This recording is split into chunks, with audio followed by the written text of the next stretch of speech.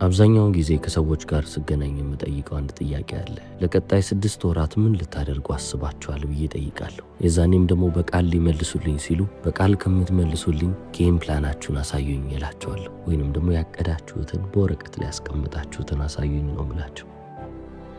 አብዛኛውን ጊዜ ሴሚናሮችን ስናዘጋጅ ወይንም ደግሞ ቅዳሜና እሁድ በሚዘጋጁ ፕሮግራሞች ላይ ብዙ ጊዜ የማነሳው ነገር ጌም ፕላን የሚባለው ነገር ነው። ሁሌም ቢሆን አስቀድማችሁ ያቀዳችሁት ነገር በወረቀት ላይ ሊጻፍ ይገባል። ሁሉም ነገር እቅድ ያስፈልገዋልና። ለምሳሌ ፋይናንሻል ፕላን ያስፈልጋቸዋል። ለገንዘብ ህይወታችሁ ምን አዘጋጅታችኋል? ምን አቀዳችኋል? ለግል ህይወታችሁም ደግሞ ተመሳሳይ የሚባል እቅድ ያስፈልጋችኋል። እያንዳንዱ ነገር በወረቀት ላይ ሰፍሮ መቀመጥ አለበት። አይምሮዬ ላይ ያውቀዋለሁ አስተውለዋለሁ ብላችሁ ዘላችሁ አትለፉት። በአይምሮአችሁ ላይ ብቻ አስባችሁት አለማችሁት እንድታልፉ አልፈልግም፣ በወረቀት ላይ እንዲሰፍር እንጂ። ስለዚህ ከነገ ጀምሮ ምን ላደርግ ብላችሁ ካሰባችሁ ጌም ፕላናችሁን እንድታወጡ ጠይቃችኋለሁ። ለጨዋታ ያሰባችሁት እቅድ የትኛው? እዛ እቅዳችሁ ላይም ደግሞ ማሲቭ የሚባሉ ወይም ትላልቅ የሚባሉ ተግባሮች ከሌሉ አሁኑኑ መለወጥ አለባቸው ማለት ነው።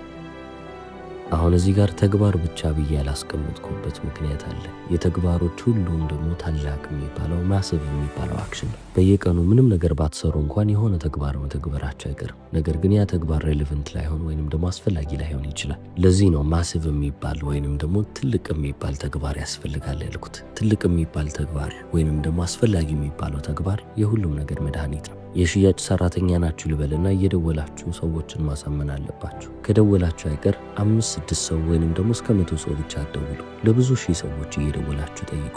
እነሱን ለማሳመን ሞክሩ። በአካል እየሄዳችሁ የሰው በር የምታንኳኩ ከሆነ የ100 ሰዎችን ቤት ከምታንኳኩ የብዙ ሺህ ሰዎችን ቤት እያንኳኳችሁ ብትሄዱ ይሻላል። ቀመሩን ወይንም ደግሞ ፎርሙላውን ብትመለከቱ በጣም ቀላል።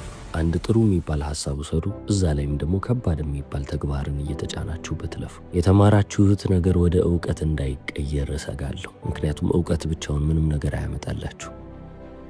አብዛኛው ሰው የተማረ ሞኝ ሆኖ የሚቀረው ለዚህ ነው። የተማረ የሚባለው ብዙ ነገሮችን ያወቀ ሰው ነው። ያ ያወቀውንና የተማረውን ነገር ግን ወደ ተግባር የማይለውጠው ወይንም ደግሞ ቆሞ የቀረው ግን የተማረ ሞኝ ተብሎ ይቀራል። የተማራችሁት ነገር እንዳለ ወደ አክሽን ወይንም ደግሞ ወደ ተግባር እንዲመራችሁ ነው የምፈልገው። ትላልቅ ወይንም ደግሞ ማሲቭ የሚባሉ ተግባሮች ናቸው ህይወታችሁን እያበለጸጉላችሁ የሚያልፉት። ፋይናንሽሊም ወይንም ደግሞ ኢኮኖሚክሊም እንደ ግለሰብም የተሻላችሁ ሰዎች እየሆናችሁ የምታልፉት የተማራችሁትን ነገር በተግባር ወደ መሬት ስታወርዱት ነው። አሁን ስለ ፐርሰናል ዴቨሎፕመንት እያወራ ነው። ራስን ስለማጎልበት፣ ራስን ስለማሳደግ እየተነጋገር ነው። በዚህ ሁሉ ፕሮሰስ ውስጥ አንድ ነገርን ልብ እንድትሉልኝ ይፈልጋለሁ። በህይወት ትንሽም የምትባል ጥንቃቄ በጣም አስፈላጊ ነች። እቺም ጥንቃቄ ደግሞ ለምን ትውላለች ካላችሁ የተዘረጋውን ሲስተም ቢት ለማድረግ ወይንም ደግሞ ለማሸነፍ አትሞክሩ እላችኋለሁ። ዓለም የራሷ የምትባል ስርዓት አላት። ያቺን ስርዓት እንዳለ ተመልከቱና ስርዓቱን ለመቀልበስ ሳይሆን በዛ ስርዓት ውስጥ እንዴት ላሸንፍ እችላለሁ የሚለውን ተመልከቱ። አንዳንድ ሰዎች ስለ ዓለም ስርዓት የሚያውቁት ወይንም ደግሞ ስለ ሲስተሙ የሚማሩት በቃ በዚች አቋራጭ መንገድ እንዴት አድርጌ ልሂድ፣ እንዴት ላታል፣ እንዴት ላቋርጥ፣ እንዴት ልሸፈን ብለው እያሰቡ ነው። በቃ እዛች እውቀት ላይ ብቻ ቀርተዋል። ርካሽ የሆነ መልስ እየጠበቃችሁ የምትሄዱ ከሆነ ርካሽ የሆነ ህይወትን እየኖራችሁ ነው የምትሄዱት። ስለዚህ ለምን ትረክሳላችሁ? ሲስተሙን ተመልከቱና ይሄ ሲስተም እንዴት ነው የሚሰራው? የዚህም ሲስተም ማክሲመም የሚባለው ወይንም ደግሞ ከፍተኛ የሚባለው አካሄድ የትኛው ነው? ካሉት መንገዶች ሁሉ ምርጥ የተባለውን መንገድ ምረጡና በዛ መንገድ ላይ ለመሄድ ሞክሩ እንጂ ትናንሽ ቦታዎችን ስትመለከቱ እዛው ጋር ተታላችሁ እንዳትቀሩ። ይህ ማለት ሁሌም ቢሆን ልቦናችሁ የሚያውቀውን ትክክለኛ የሚባለውን ስራ ስሩ። ትክክለኛ የሚባለው ስራን ለመስራት በጣም ብዙ ጊዜ ቢፈጅባችሁ አጫጭር የሚባሉትን መንገዶች ወስዳችሁ ቀደም ብላችሁ እዛ ቦታ ላይ መገኘት እየቻላችሁ ትክክለኛውን መንገድ ወስዳለሁ ብላችሁ ብትዘገዩ ለራሳችሁ በጣም ጥሩ የሚባለውን ህይወት ትገነባላችሁ። እኔ አንድ ማምንበት ነገር አለ። ኮምፕሮማይዝ በማድረግ አላምነው፣ በተለይም ደግሞ ትክክል በሚባሉ ነገሮች ላይ። ስለዚህ ያሰባችሁትን ነገር ዝቅ አድርጋችሁ መተመን ወይንም ደግሞ መመልከት የለባችሁ። በህይወት ውስጥ ጥሩ ከሚባሉ ኳሊቲዎች መካከል አንዱ ምንድነው ካላችሁ ቶሎ የመማር ጥበብ ነው። ሁሉንም ነገር ለማወቅና ለመማር ረጅም ጊዜ ሊፈጅባችሁ አይገባም። ነገሮችን ቶሎ መረዳት መቻል አለባችሁ። ህይወትም ደግሞ የምታመጣባችሁ ነገር በጣም የተለያዩና ያልተጠበቁ ነገሮች ስለሆኑ ስተበርን ልትሆኑ አይገባም፣ ወይንም ደግሞ ደረቅ ልትሆኑ አይገባም። ነገሮች ሊያንቀሳቅሷችሁ ይችላሉ። ፍሌክስብል ሆናችሁ ወይንም ደግሞ ያላችሁን እቅድ እቅድ እየቀያየራችሁ መሄድ ነው። ይቺ ዓለም የምትመራባቸው ብዙ የሚባሉ ህጎች አሉ። ዘ ሎው ኦፍ ኤሌክትሪሲቲ ልንል እንችላለን። ዘ ሎው ኦፍ ግራቪቲ ልንል እንችላለን። የሂሳብ ህጎች አሉ።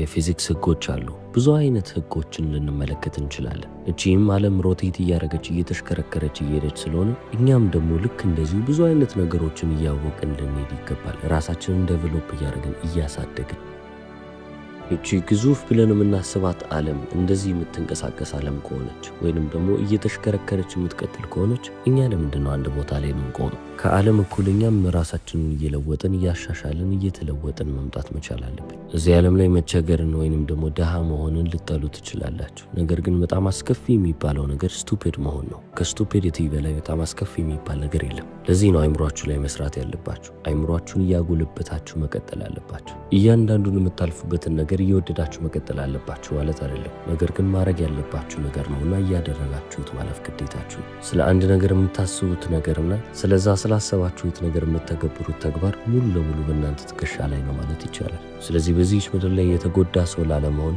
ማወቅና መማር አለባችሁ። እያወቃችሁ እየተማራችሁ መረጃዎችን እየሰበሰባችሁ ለፉ። እዚህ ዓለም ላይ ብዙ አይነት ህጎች አሉ ብያቸዋለሁ። ከነዛ ህጎች መካከል የመጀመሪያው ዘ ሎው ኦፍ ዩስ የሚባለው ነው።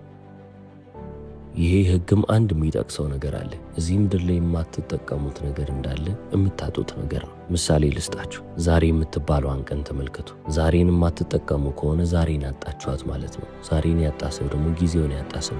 ዛሬ ቀናችሁን ስላባከናችሁ ምናልባትም ነገ ተነስቼ ዛሬን መስራት ያለብኝን ነገም መስራት ያለብኝን ነገር እንዳለ በደንብ እጠቀማለሁ ካላችሁ ምናልባትም የተሻለ የሚባል ቀን ልታሳልፉ ትችላላችሁ። ነገር ግን ያሳለፋችሁትን ወይንም ደግሞ ያለፈባችሁን ጊዜ የሚተካላችሁ ነገር አላረጋችሁ።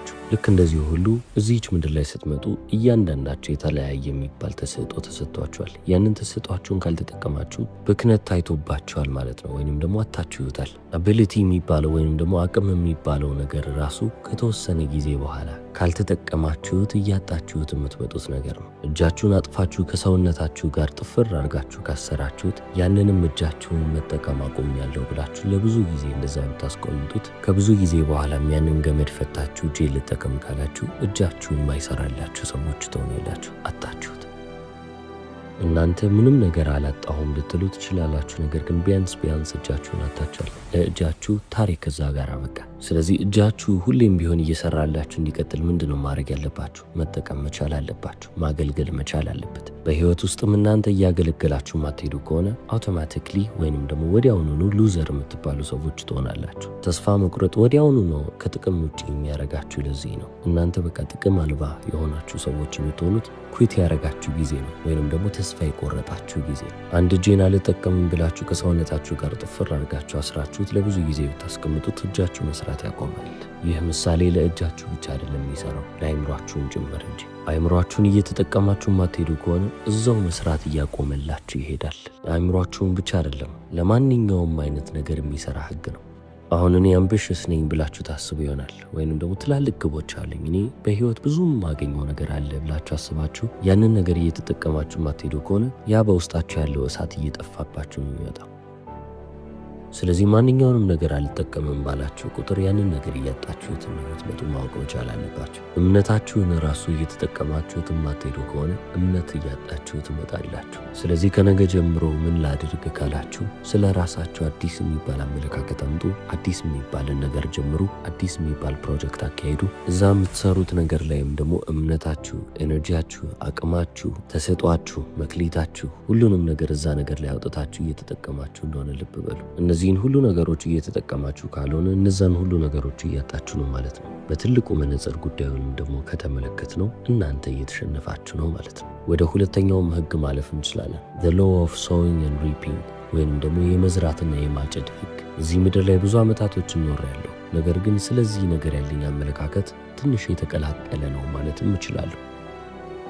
በህይወት ጥሩ ማላገኝባቸው ጊዜያቶች ነበሩ። የምሰራው ነገር እንዳለ ወይንም ደግሞ ልፋቴ ብዬ የማስበው እንዳለ ጥሩ ውጤትን ይዞልኝ አይመጣም። ስለዚህ የማጭደው ነገር እንዳለ እኔ ምቹ ብዬ የማስበው ወይንም ደግሞ እኔን የሚያስደስተኝ አልነበረም። ይህንን በደንብ የተረዳው ሰው ነበርኩ። ነገር ግን እንደዚህ አይነት ነገርን ለማጭድ ምን ኮዝ እያደረገው እንደሆነ መንስኤው ምን እንደሆነ ልብ ማለት አልቻልኩም። በቃ ግራ የተጋባሁበት ነጥብ እሱ ነው። ከዛም በኋላ ነው እንግዲህ የህይወት አስተማሪ ወይንም ደግሞ ሜንተሬ ብዬ የምጠራው ሚስተር ሾፍ ወደ እኔ መጣና ለዚህ የሚሆን መልስ አለኝ። ችግሩን ቀድመህ ካወቅ ከችግሩ ትነሳና ደግሞ መፍትሄ ታመጣለህ። ስለዚህ ዋናው ነገር ችግሩን መመልከት መቻል ነው። በህይወት እያጭድክ የመጣኸው ነገር መጀመሪያ አንተ የዘራኸው ነገር ነው ብሎ መልስልኝ። እኔም የዛኔ ነው ችግር የገባኝ። እናንተ ገበሬ ብትሆኑና የመጣላችሁ ወይንም ደግሞ የምታጭዱት ውጤት ደስ የማይላችሁ ከሆነ እርሻችሁ ላይ የበቀለው ነገር እናንተን የማያስደስት ከሆነ የበቀለውን ነገር ሳይሆን የምትመለከቱት ማን ነው ይህንን ነገር የዘራው የሚለው ነው የምታዩት። ታዲያ ያንን ነገር ማን ነው የተከለው ወይንም ደግሞ ማን ነው የዘራው የሚለውን ጥያቄ ስትጠይቁ መልሱን የምታገኙት መስታወታችሁን ስትመለከቱ ነው። ራሳችሁ ናችሁ። በህይወት ውስጥ የምታገኙትን ውጤት እንዳለ ተመልከቱ። የዘራችሁት ራሳችሁ ናችሁ። እናንተ ናችሁ ያንን ችግርም ሆነ ያንን እድል ወደ ህይወታችሁ ይዛችሁ የመጣችሁት። በዚህ the law of sowing and reaping በሚለው ወይንም ደግሞ በመዝራትና በማጨድ ውስጥ 7 የሚባሉ ቁልፍ ነገሮችን ልጠቅስላችሁ እፈልጋለሁ። የመጀመሪያው ኔጌቲቭ ነው፣ አሉታዊ ብለን እንያዘው። መጥፎ ነገርን መጀመሪያ ከዘራችሁ ውጤታችሁም ደግሞ መጥፎ መሆኑ ግልጽ ነው። አሁን ምናልባትም ለሶስተኛ ክፍል ተማሪዎች ማስረዳት የምችለውን ነገር ለእናንተ አዋቂ ለምትባሉት ሰዎች እያስረዳዋችሁ ነው። ምንም ቢሆን ግን ከቤሲክ መጀመር ወይንም ደግሞ መሰረታዊ ከሚባሉት ነገሮች መጀመር ክፋት የለው። ከዚሁ ጋር አያይዘን ወደ ሁለተኛው ኪ ፖይንት ወይንም ደግሞ ወደ ሁለተኛው ወሳኝ ነጥብ አልፋለሁ። ይህም ምን ይባላል? ፖዚቲቭ ወይንም ደግሞ አዎንታዊ። መልካም ነገርን ከዘራችሁ ውጤታችሁም ወይንም ደግሞ ፍሬያችሁም መልካም ይሆናል። ሶስተኛ የሚባለው ኪ ፖይንት ወይንም ደግሞ ወሳኝ የሚባለው ነጥብ ህይወቴን ሙሉ ለሙሉ በተለየ መነጽር እንድመለከተው ያደረገኝ ነገር ነው። እዚህ ምድር ላይ የዘራችሁትን ብቻ አይደለም የምታጭዱት። ፍሬው ሲመጣ ከዘራችሁት በላይ ተባስቶላችሁ ነው የሚመጣው። ስለዚህ የዘራችሁት መጥፎ ነገር ከሆነ ያ መጥፎ ነገር ተባስቶ ህይወታችሁን ምስቅልቅል ሊያደርግላችሁ ይመጣል። የዘራችሁት ነገር መልካም ከሆነ ያ መልካም ነገር በህይወታችሁ ውስጥ እየተስፋፋ ከዘራችሁት በላይ ይሆንላችኋል። ስለዚህ ሶስተኛው የሚባለው ቁልፍ ቃል ምንድነው? ሞር ወይንም ደግሞ ተጨማሪ በሚለው ያዙት። ለዚህች ምድር ያወጣችሁት የሰጣችሁትን ነገር አይደለም የምታገኙት ከዛም በላይ እንጂ። በመዝራትና በማጨድ ውስጥ ደግሞ አራተኛ የሚባለው ወሳኝ ወይንም ደግሞ አስፈላጊ የሚባለው ነጥብ አለ። ይህም ነጥብ ደግሞ በአንድ መንገድ ብቻ አይደለም የሚለው ነገር ነው። ምክንያቱም እናንተ በዚህች ምድር ላይ ልበልጽግ ካላችሁ አንድ መንገድ ብቻ አይደለም ያለው፣ ብዙ መንገድ አለ። በህይወት ውስጥ ይህንን ነገር ማሳካት ፈልጋለሁ ካላችሁ ያንን ነገር የምታሳኩበት በጣም ብዙ የተለያዩ መንገዶች አሉ። ስለዚህ ሁሌም ቢሆን የተለያየና አማራጭ የሚባል ነገር እንዳለ ልብ እንድትሉ ፈልጋለሁ። በመዝራትና በማጨድ ውስጥ ሌላ አምስተኛ የሚባለውን ነጥብ ሳነሳላችሁ ኤኒወን ካን ዱ ኢት የሚለውን ነጥብ አገኝላችኋለሁ። ማንኛውም ሰው የፈለገውን ነገር ሊዘራና ሊያጭድ ይችላል። መልካምም ሆነ ክፉ የሆነ ነገርን ማንም ሰው ሊዘራና ሊያጭድ እንደሚችል ማወቅ መቻል አለባችሁ። ታዲያ እዚህ ጋር ቆም ብዬ ደግሞ እናንተንም ልጠይቃችሁ፣ እናንተስ ታደርጋላችሁ? የፈለጋችሁትን ዘርታችሁ ማጨድ እንደምችሉ አውቃችኋል። ነገር ግን የምርም ታደርጉታላችሁ? እሺ ትላላችሁ? ሁሉም ሰው አቅም አለው ብያችኋለሁ። ሁሉም ሰው ይህንን ማድረግ ይችላል። ነገር ግን ቆርጦ ወስኖ የሚያደርገው ሰው በጣም ጥቂት ነው። ከነዛ ሰዎች መካከል እናንተ ራሳችሁን አስቀምጣችኋለሁ። በመዝራትና በማጨድ ውስጥ ወደ ስድስተኛው ትልቅ የሚባለው ነጥብ አለፍን። እዚች ምድር ላይ ከእውነታ በላይ የሚሻለው አንዱ ነገር ትልቁ የሚባለው ወይንም ደግሞ ሰፊው የሚባለው እውነታ ነው። ያም እውነታ ምንድን ነው ካላችሁ ዩ ኩድ ሉዝ እላችኋለሁ። ልትሸነፉ ትችላላችሁ። ህይወት ምን ጊዜም እናንተ ባሰባችሁት መንገድ ላትሄድላችሁ ትችላለች። ስለዚህ በአንዳንድ ወቅቶች ላይ የህይወትን ጥፊ ልትቀምሷት ይገባል። ምንም ብታደርጉ፣ ምንም አይነት ነገርን ብትጠቀሙ፣ ምንም አይነት መንገድን ብትወስዱ ያቺን ጥፊ መቅመሳችሁ የማይቀርበት ጊዜ አለ። ስለዚህ ለዛ ነገር ዝግጁ የሆናችሁ ሰዎች መሆን አለባችሁ። አለበለዚያ ትንሽ በህይወት ውስጥ ናይቭ ሆናችሁ ባዶ ሆናችሁ ነገሮችን ሳታስተውሉ የምትሄዱ አይነት ሰዎች እንዳትሆኑ። ህይወትን ስታዩት ወይንም ደግሞ ከህይወት ጋርም ያላችሁን ቁርኝነት ስትመለከቱ የህይወት አንዱ አካል መሸነፍ እንደሆነ ልብ ማለት አለባችሁ። እንዲህ እያልን ሰባተኛው ነጥብ ላይ ደርሰናል። የመዝራትና የማጨድ ሰባተኛው ህግ፣ የማትዘሩ ከሆነ ምንም ነገር አታጭዱ። ይህ በቃ ኮንስተንት የሆነ ህግ ነው። እድል እንኳን በህይወት ውስጥ ሊኖራችሁ አይችልም። ከዚህ በተጨማሪ ህይወቴን ሙሉ ለሙሉ የቀየረልኝን ነገር ልነግራችሁ ነው የምፈልገው። ግቦችን አውጥታችሁ መንቀሳቀስ መቻል አለባችሁ። በ25 ዓመት ሚስተር ሾፍ ለኔ ያስተማረኝ ትልቁ ትምህርት ይሄ ነው። ግብ ካላወጣችሁ ህይወታችሁ የባከነ ህይወት ይሆናል። በህይወታችሁ ደሞዝን እያገኘ የሚቀጥል ሰው ትሆናላችሁ። አለበለዚያም ደግሞ የምትፈልጉትን ህይወት ዲዛይን አድርጋችሁ እናንተ መኖር በምትፈልጉበት መንገድ ልትኖሩ ትችላላችሁ። ምርጫው የእናንተ ነው። ሚስተር ሾፍ ግቦችን እንዴት ማውጣት እንዳለብኝ አስተምሮኛል። እንዴት አይነት ግቦችንም ማውጣት እንዳለብኝ፣ ምን መከተልም እንዳለብኝ ሁሉንም ነገር በግልጽ አስረድቶኛል። በህይወቴ አንድ ሰው ከዋለልኝ ውለታ በጣም ትልቁ ብዬ የማስበው የሚስተር ሾፍ ውለታ ነው ይለናል ታዋቂው አሜሪካን ሞቲቬሽናል ስፒከር ጂም ሮን። በነገው ቪዲዮ ደግሞ ስለ ጎል ሴቲንግ ወይንም ደግሞ ግቦችን ስለማውጣትና እነዛንም ስለማሳካት እንነጋገራለን። እስከ መጨረሻው ስለተከታተላችሁ አመሰግናለሁ። ቻው።